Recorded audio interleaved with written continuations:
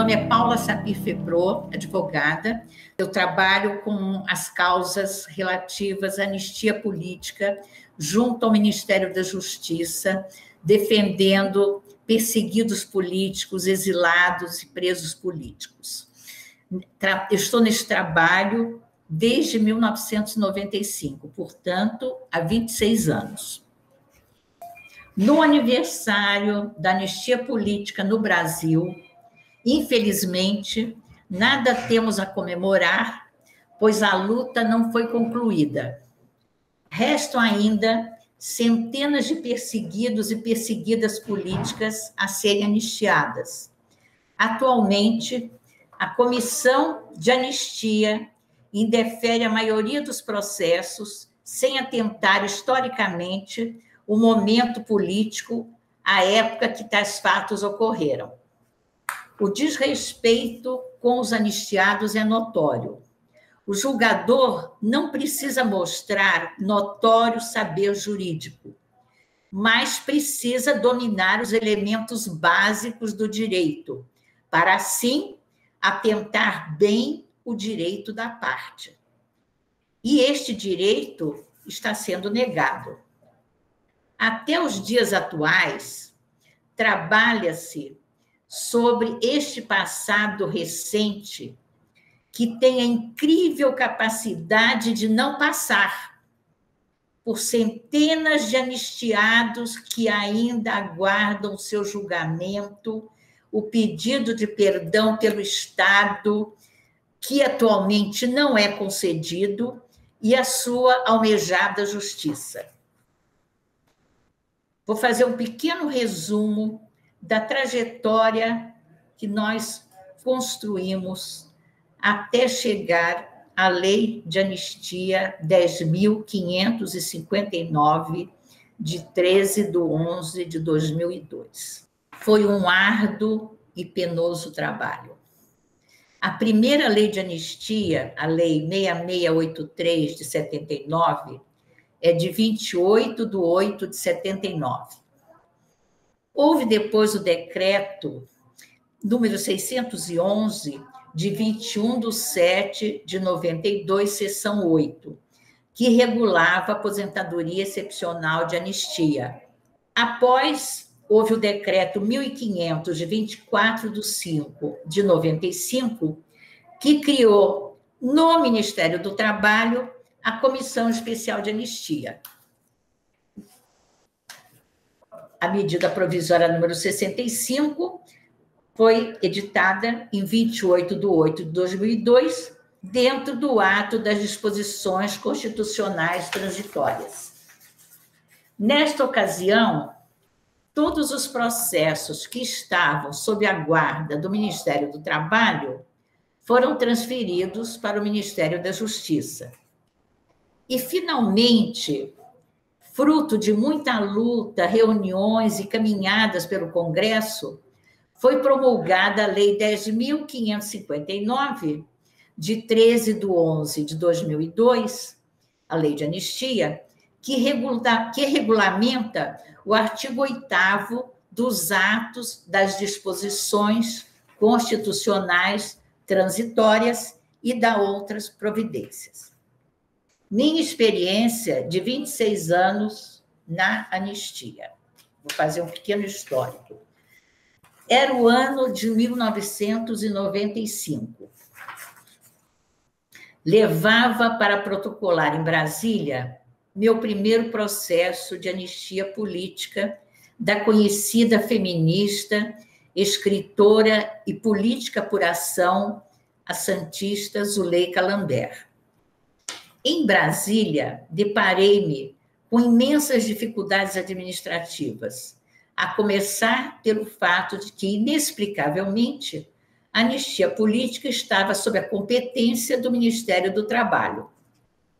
Protocolei o processo da Zuleika e dirigi-me à ABAP, que naquela época funcionava no edifício Seguradoras, no setor bancário sul.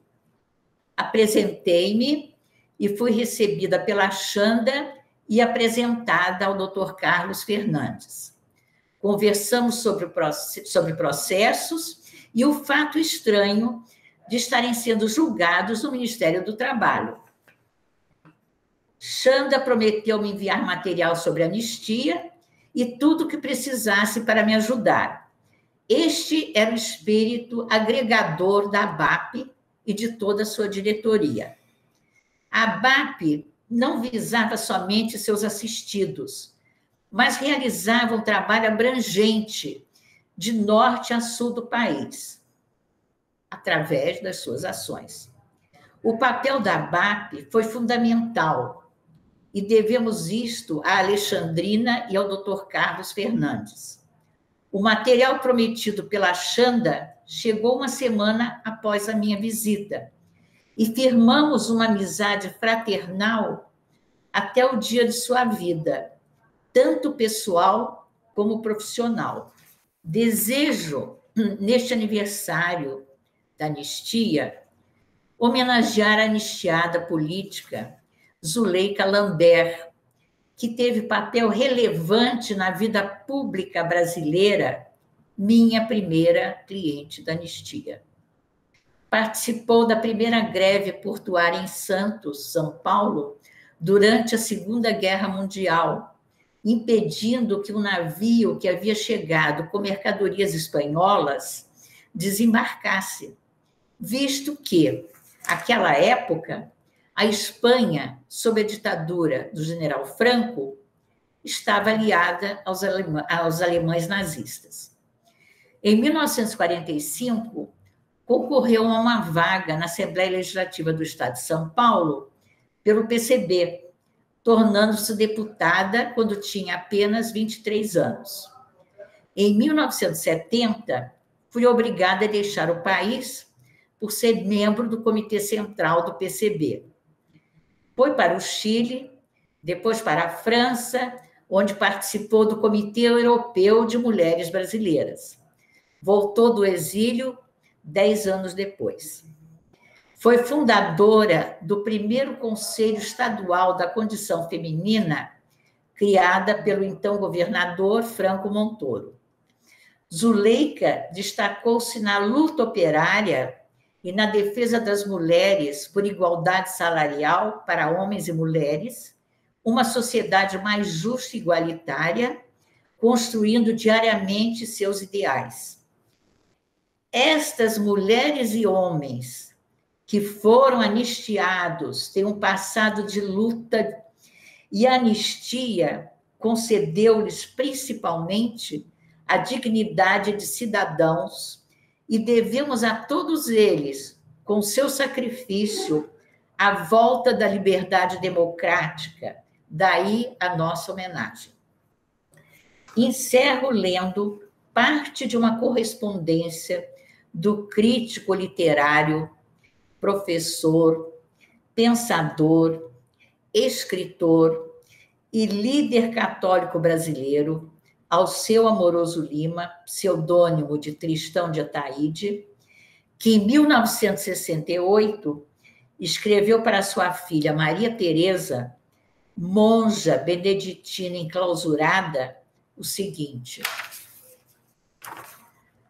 tenho vergonha de estar solto numa hora destas, pois são os melhores que estão presos de fato, embora todos nós estejamos presos cá fora. A minha homenagem a Zuleika Lambert estendo a todos os anistiados que, na sua luta e sacrifício, devolveram a nós, brasileiros, a liberdade e a democracia. Obrigada. Meu nome é Aderson Bussinger, eu sou advogado, integro a ABAP, sou conselheiro da ABAP, sou também conselheiro da OAB do Rio de Janeiro, aqui do Conselho Seccional do Rio de Janeiro, e sou um militante, ativista, advogado de direitos humanos, né? Luto pela questão da memória, verdade e justiça. Esse aí seria o meu referencial, meu grande referencial de vida e de atuação. Esse mês de agosto, especialmente, nós estamos comemorando, ou então rememorando, porque não há muito o que comemorar, a lei de anistia. A lei de anistia, que foi a lei 6.683 de 79. E o que nós vemos, né, é que a anistia no Brasil ela ainda está por ser concluída.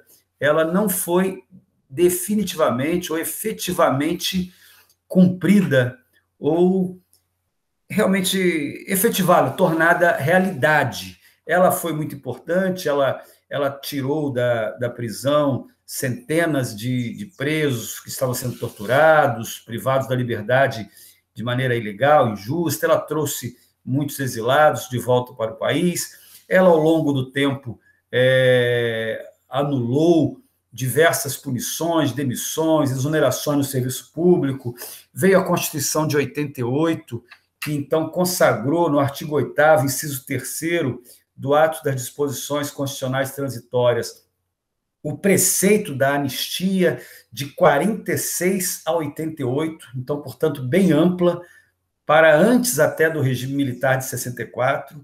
Essa anistia, a Constituição, portanto, é um marco, o artigo 8º, inciso 3º do ADCT, né, Ato das Disposições Constitucionais Transitórias, é um marco na anistia no Brasil. Depois veio a regulamentação da anistia pela Lei 10.559, de 2002. Estou fazendo aqui um breve resumo assim, dos principais diplomas legais, dos principais marcos jurídicos.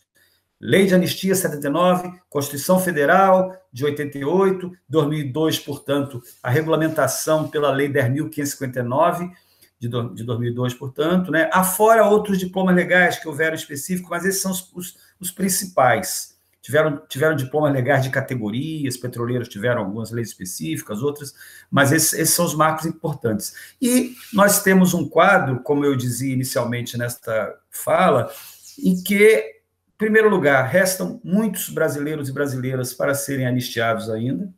2, muitos brasileiros e brasileiras foram anistiados, mas não receberam suas indenizações devidamente.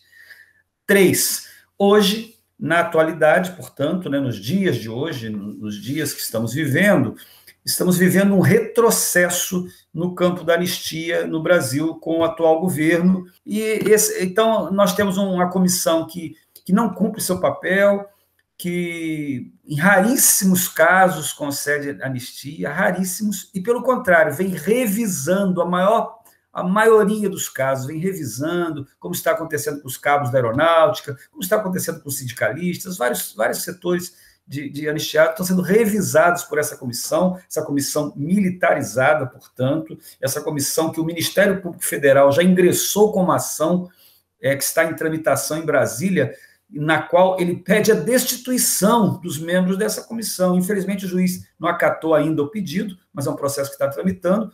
É uma comissão que o Ministério Público Federal já tem uma recomendação de longa data, já desde o seu início, de que ela seja afastada, de que ela não cumpre a lei.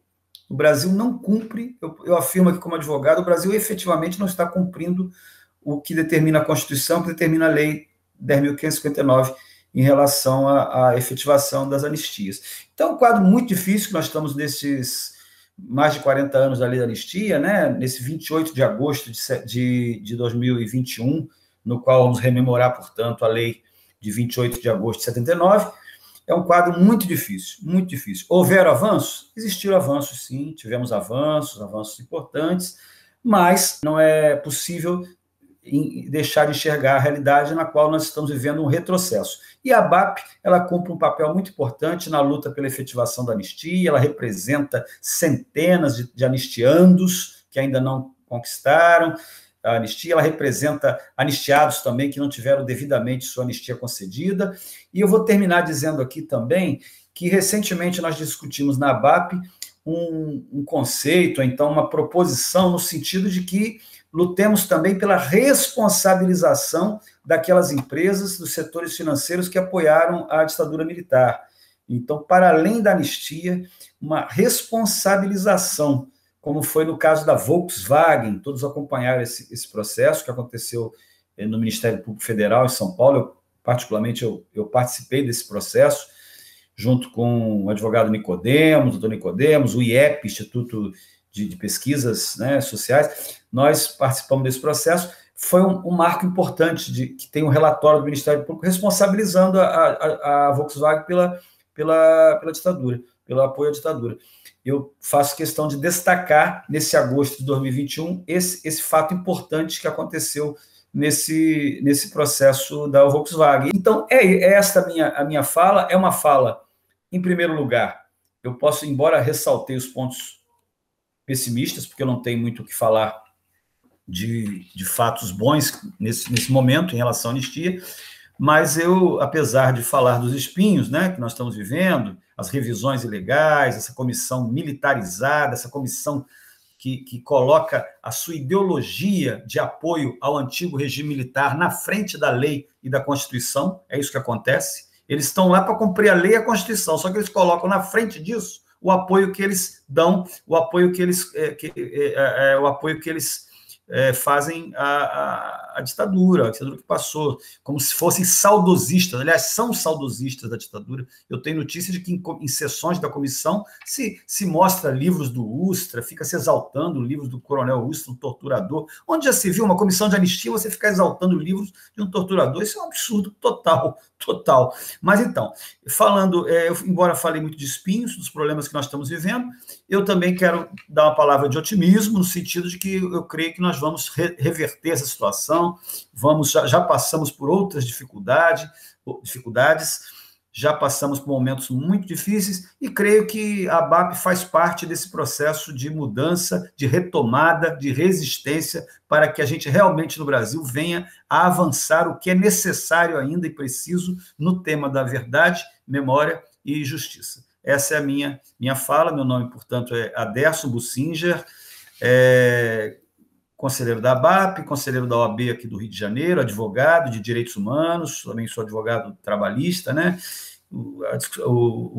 A advocacia trabalhista é uma advocacia de direitos humanos, né? Eu sou um advogado sindical e estou dentro desse contexto aí, junto com os demais membros da ABAP, a Clélia, presidente da ABAP, que tem uma tarefa muito difícil, muito honrosa, que é substituir, ser sucessora, né, de várias presidências da ABAP, né, e relembrando aqui, já que estou rememorando a anistia, rememorando aqui o papel que teve o nosso saudoso Carlos Fernandes, ex-presidente da ABAP, que eu conheci, hoje falecido, que eu conheci bastante, com ele convivi de maneira muito próxima, e que foi um grande lutador pela anistia, e que eu sempre gosto de ressaltar e destacar o seu nome como um marco na ABAP. Obrigado aí pela atenção e vamos em frente. Eu sou Paulo Canabrava Filho, com 85 anos completos. Eu trabalhava em um jornal e numa rádio. No dia 30 de março, eu tentei avisar o pessoal do Jango de que o Cruel tinha sido comprado pelo Ademar de Barros. E no dia 1º de abril, eu cheguei para trabalhar no jornal, que era o jornal Última Hora de São Paulo. O jornal estava cercado por tropas. Esse jornal desapareceu. Ele surgiu com esse mesmo nome, assim, mas já não tinha nada a ver com o que era realmente o jornal Última Hora, do Samuel Weiner. Eu era, além de repórter político da Última Hora, eu era correspondente da Prensa Latina. A Prensa Latina é uma agência latino-americana, mas que tem a sede em Cuba. Então, a embaixada foi cercada, eles tiveram que sair, né? Romperam as relações com Cuba, invadiram a sede da Prensa Latina no Rio de Janeiro, ficamos sem os 2 empregos que eu tinha. Fiquei escondido pouco tempo, Passaram 3 meses, o Correio da Manhã me convidou para eu voltar a ser repórter político do Correio da Manhã. Aí eu voltei a ser repórter político para fazer oposição ao governo militar. Fui ser o chefe de reportagem da Rádio Marconi. Então, aí, direto enfrentando a ditadura. Eles queriam me pegar, né, como fizeram com companheiros como Vladimir Herzog e tal. E saiu um decreto da minha prisão. Eu consegui escapar porque fui mais vivo que eles. Mas aí, aonde eu chegava, eles pediam minha cabeça. Tive que fugir, escapei de vários cercos aí que eles pediam minha cabeça, eles queriam acabar comigo. Quando deu a anistia em 79, eu estava no Panamá. Então, aí eu fui à embaixada do Brasil pedir o meu passaporte, porque aqui o Idibal Pivetta, o advogado de preso político, Idibal Pivetta, tinha aberto um processo contra a União, porque nos deixava sem passaporte, e você sem passaporte, você não existe, entendeu? Você não é nada. E eles me deixaram sem passaporte. Aí o Idibal Pivetta ganhou na última instância. Então, aí eu cheguei no Panamá e fui na embaixada buscar o meu passaporte. Então, eu voltei em março de 1980. Foi um segundo exílio. Terrível, mas era um novo exílio. Quando eu saí em 68, eu era editor de política local na Folha de São Paulo, quando eu saí em 68. Então, eu achei que podia retomar meu emprego. Fui na Folha e trabalhei, acho que não chegou a 15 dias. Tinha um decreto secreto do Castelo Branco, não podia dar emprego.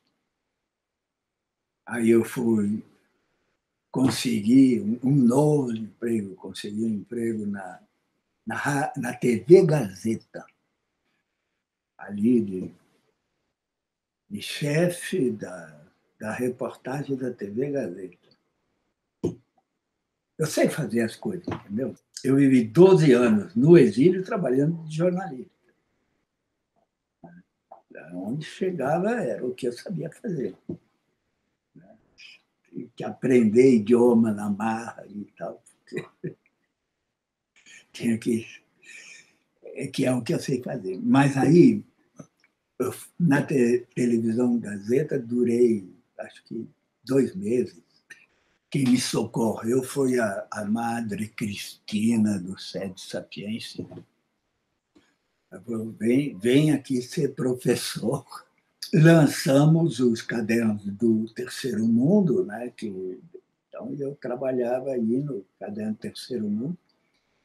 Mas, para você ter uma ideia, no meu habeas data, aí, até 1991, todos os meus passos estão registrados.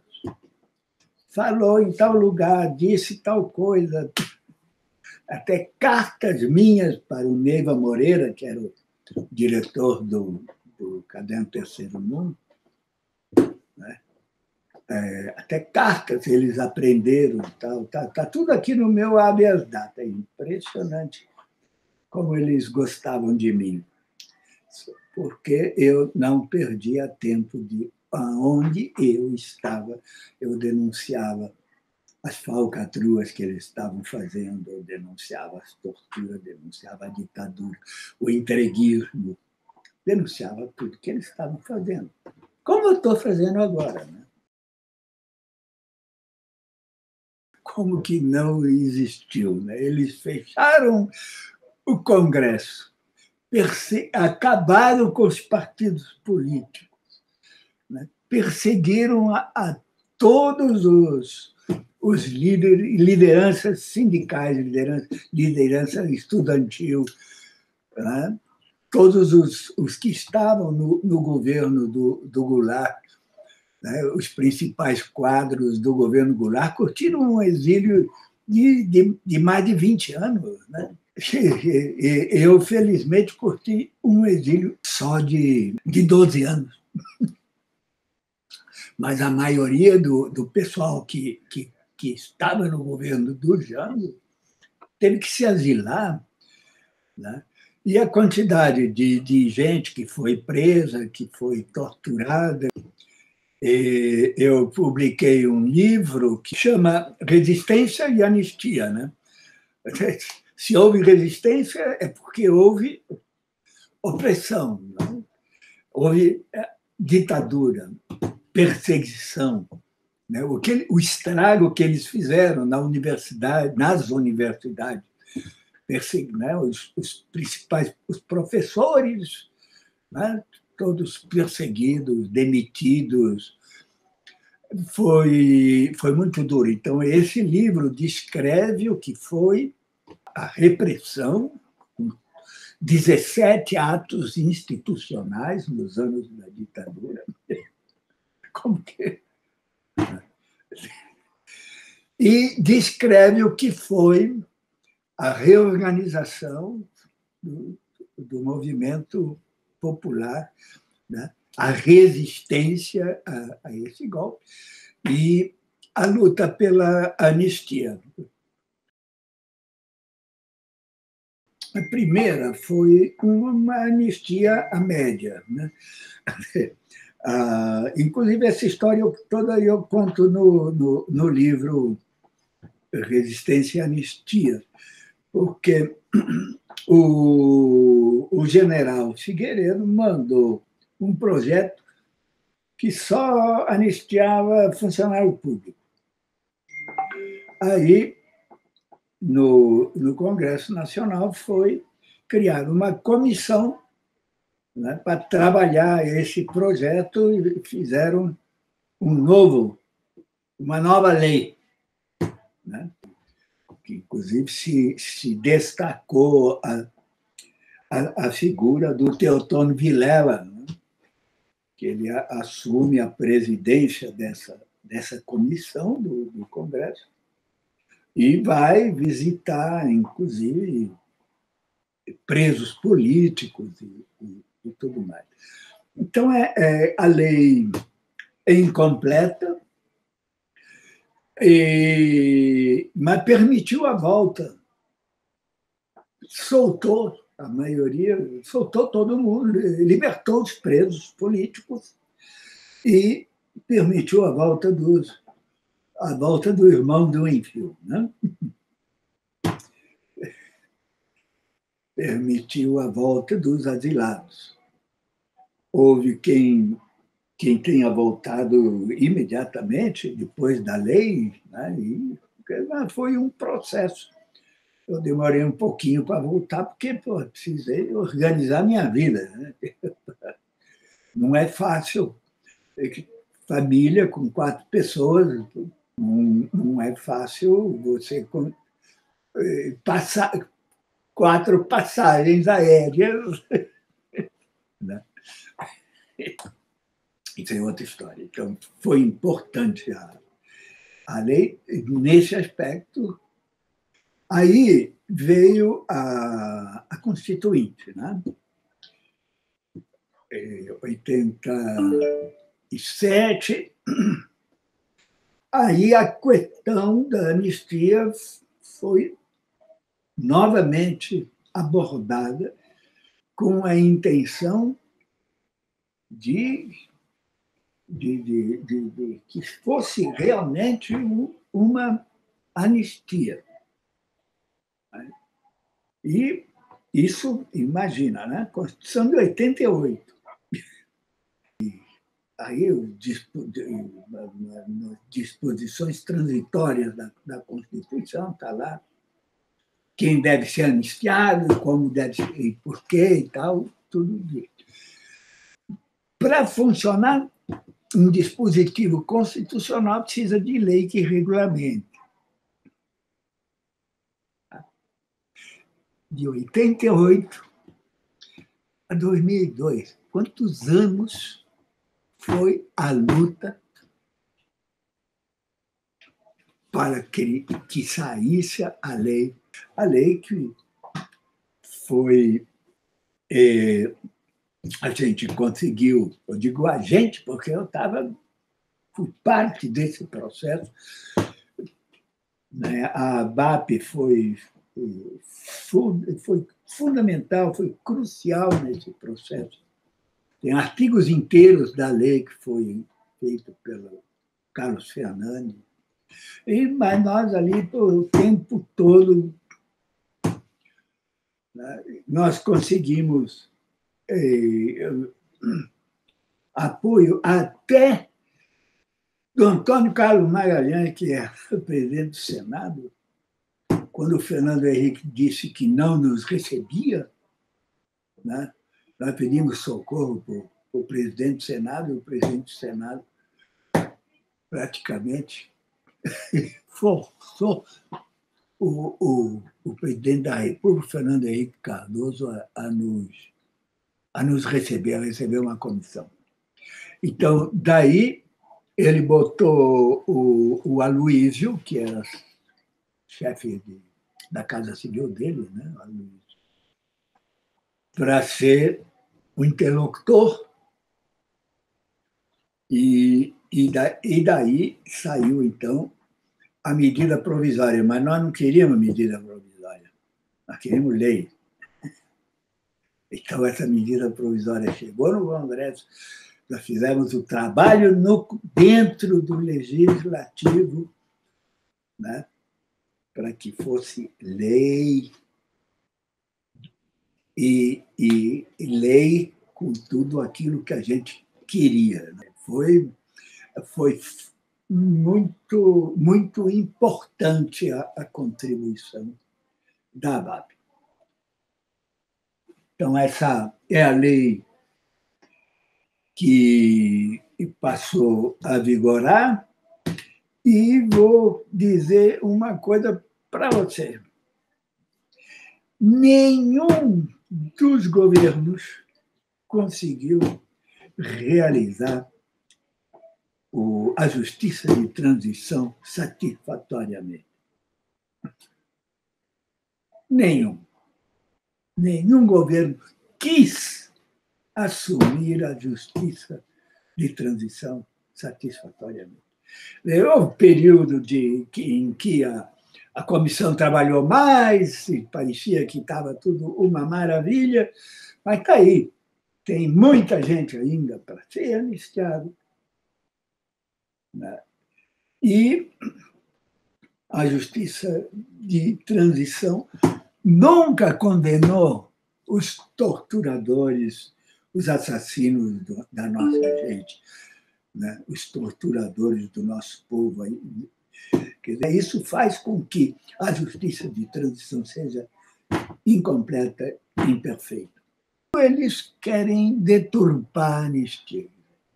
Acabaram com a comissão, puseram militares favoráveis à tortura, isso, aquele outro, tal.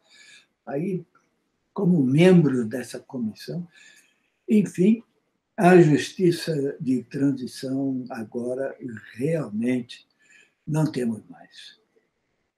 É preciso travar essa luta para que a justiça de transição se faça completa no país, né?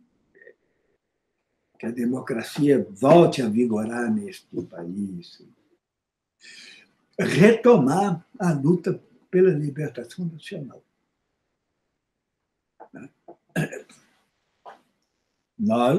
Eu, pelo menos, Quer dizer, enquanto eu estiver vivo, eu estarei na linha de frente dessa luta pela democracia e pela soberania.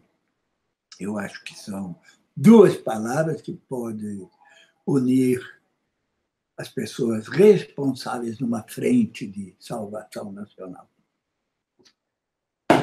Comemorar o quê? Como comemorar?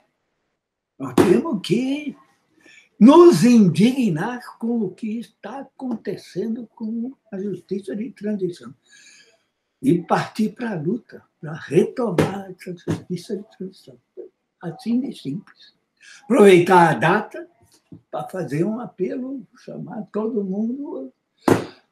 Vamos retomar essa luta. Cada um, naquilo que lhe toca dentro do mundo, fez o que pôde, não é?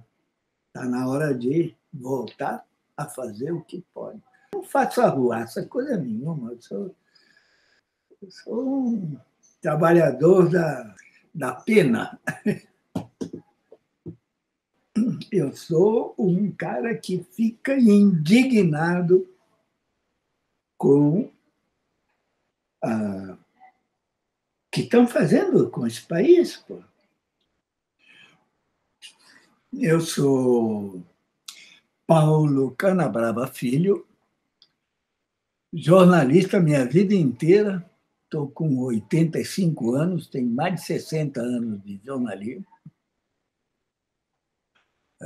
E minha vida tem sido de luta por um Brasil em que em que não haja uma só criança fora da escola, a escola sonhada por Darcy Ribeiro e Anísio. É isso.